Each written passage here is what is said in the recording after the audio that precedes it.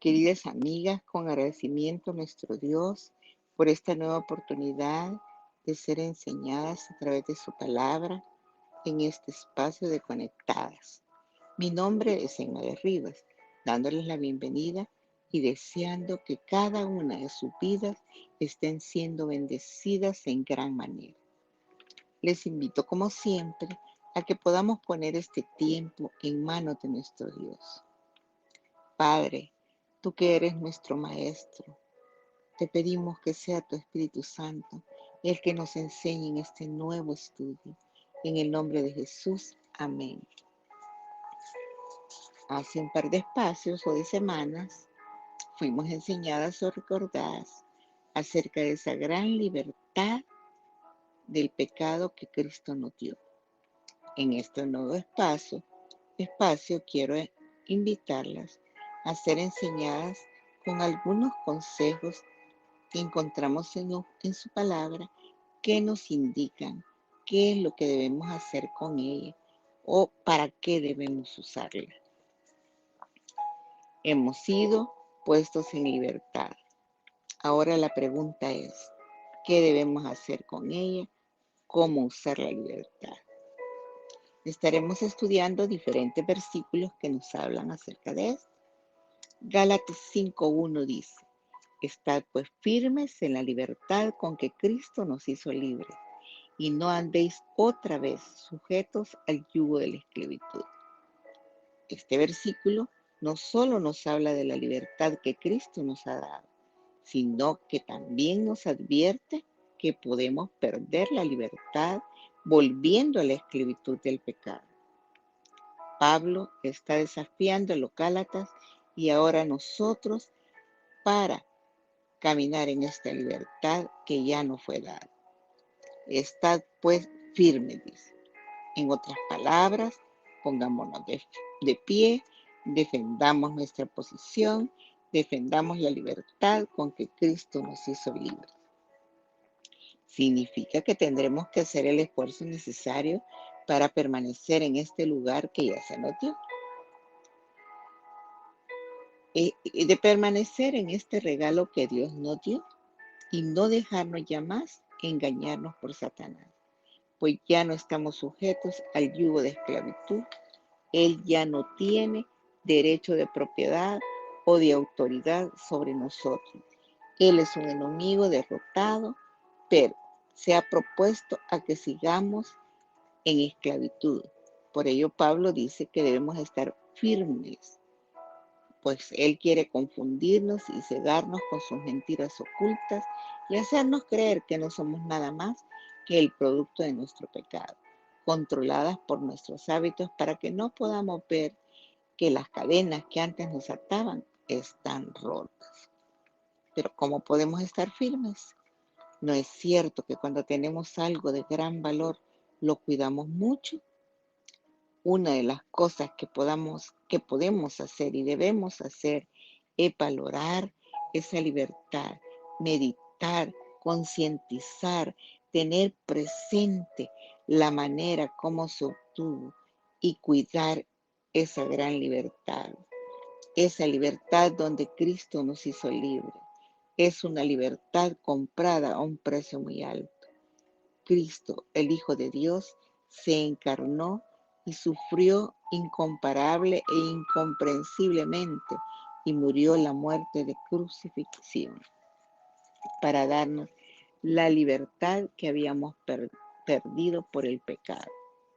Tiene un valor inigualable. Por ello debemos cuidarla. Y no andéis otra vez sujetos al yugo de esclavitud. Además de valorar y cuidar nuestra libertad, debemos recordar, tener bien en mente la opresión con la que nos encontrábamos. Esto nos ayudará a no andar otra vez sujetos al yugo de esclavitud. Enseñanzas que podemos aprender en este versículo. Estar firmes, defendiendo la libertad, cuidándola, valorándola, cómo fue adquirida esta libertad con un precio altísimo, la muerte en la cruz de nuestro Señor Jesús. Otra enseñanza es no olvidando la opresión que el pecado nos ocasionaba en la que vivíamos, y así no volveremos a andar sujetos al yugo de esclavitud. Gálatas 5:13 dice, porque vosotros, hermanos, a libertad fuiste llamados, solamente que no uses la libertad como ocasión para la carne, sino servir por amor los unos a los otros. Podemos ver que Pablo era consciente de la debilidad humana y que podía ser mal entendido el término de la libertad. De hecho, muchos cristianos actuamos y vivimos como si no fuéramos libres de la esclavitud del pecado, en medio de la ira, del enojo, del adulterio, de la fornicación, falta de perdón, envidia, etc.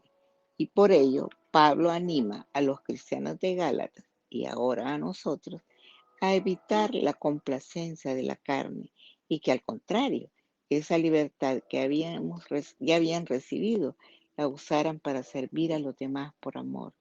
O sea, que los que complacen su propia carne no son los que sirven a otros, según este versículo.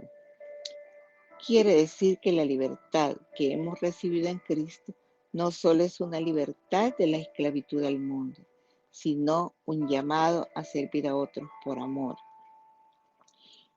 Oportunidad de amar al prójimo, pues el amor que motiva este servicio no es el amor humano. Imposible, pues el amor humano es condicional, sino que este es el amor divino que recibimos al habernos hecho libres. ¿Qué debemos hacer con la libertad que nos dio Cristo? Servirnos por amor los unos a los otros. Primera de Pedro 16 dice, como libres, pero no como los que tienen la libertad como pretexto para hacer lo malo, sino como siervos del Señor. Pablo aclara que al referirse a la libertad de la cual iba a dar el consejo, no se refería a la libertad en la cual el hombre se aferra para su propio beneficio, libertad para vivir para sí mismo, sino que él se refiere a la libertad que no perjudica, que no hiere a nadie, la cual habían recibido de Cristo, liberándolos del pecado para que los hombres se vuelvan obedientes a Dios y en la cual como resultado produce una servidumbre gratuita y una libertad de servicio para Dios. ¿Para qué usamos la libertad que se nos ha dado? Para servir gratuita y libremente a Dios.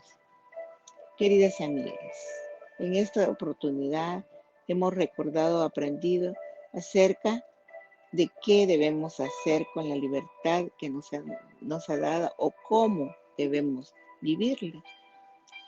Que debemos estar firmes, vigilantes, defendiendo la libertad que Cristo nos dio para no volver a estar sujetas a la esclavitud. Que a través de ella debemos servirnos los unos a los otros por amor y servir gratuita y libremente al Señor.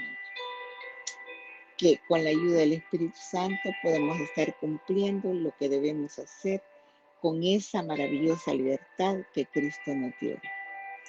Y si dentro de este espacio alguna de nuestras amigas no ha recibido esa gran libertad del pecado que Cristo nos ha dado, le invitamos a que pueda reconocer que ha pecado, que necesita un libertador de ese pecado y reciba al Señor Jesús en su corazón como Salvador y Señor de su vida.